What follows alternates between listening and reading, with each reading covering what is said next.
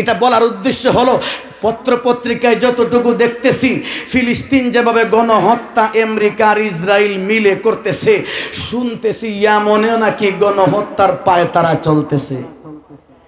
যদি এরকম কোনো প্ল্যান হয়, মাতে যারা আছেন আমি আপনাদেরকে জিজ্ঞাসা করি, শাহজালাল রহমতুল্লাহ এই জমিনে 700 বছর আসছেন, নিশ্চয়ই আমাদের মহব্বতে আসছেন, আমাদের ভালোবাসায় আসছেন, আমাদের দুঃখে দুঃখী হয়ে আসছেন। শাহজালাল রহমতুল্লাহ দুনিয়াত নাই, ওনার পূর্বপুরুষদের খানদান নিশ্চয়ই এমন দেশে আছে।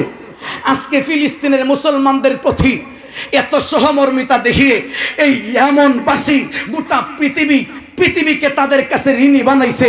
গোটা পৃথিবী ইয়ামনবাসীর কাছে ঋণী, ইয়ামনবাসী গোটা পৃথিবীর কাছে পাওনা আছে। 700 বছর শাহজালাল আইসা আমাদেরকে এক ঋণী বানাইছেন। আজকে ফিলিস্তিনের পক্ষে দাঁড়াইয়া ইয়ামনবাসী 200 কোটি মুসলমানদেরকে তারা ঋণী বানাইছে। আজকে যদি ইয়ামনের উপর আক্রমণ হয়, ইয়ামনের উপরে জেনোসাইড হয়, ইয়ামনের উপরে গণহত্যা হয়, উচিত হলো শাহজালালের সৈনিক হিসাবে, শাহজালালের অবদান হিসাবে, ইয়ামনবাসীর অবদান হিসাবে, যদি আমেরিকার জোট যদি আইসা ইয়ামনে গণহত্যা চালায়, উচিত হলো তাদের দরদে আমরা ইয়ামনের পক্ষে যুদ্ধে দাঁড়ায় যাওয়া। কথা বলেন ঠিক কিনা? আরো জোরে বলেন ঠিক কিনা?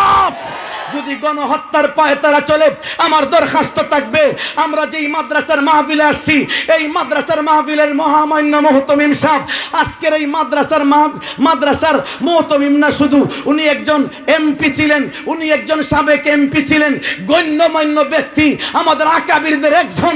যদি শাহিনুর পাশা চৌধুরী আমাদেরকে ইয়ামন যাওয়ার জন্য, যুদ্ধের জন্য ডাক দেন, বুকের তাজা রক্ত নিয়া শাহজালালের পূর্বপুরুষ রক্ষা করতে কারা কারা প্রস্তুত আছি?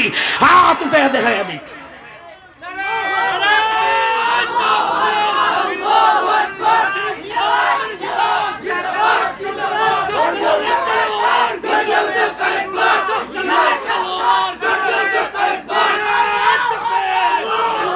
বাইরা আমার প্রস্তুত থাকা দরকার। যাওয়া না যাওয়া পরের কথা, প্রস্তুত থাকা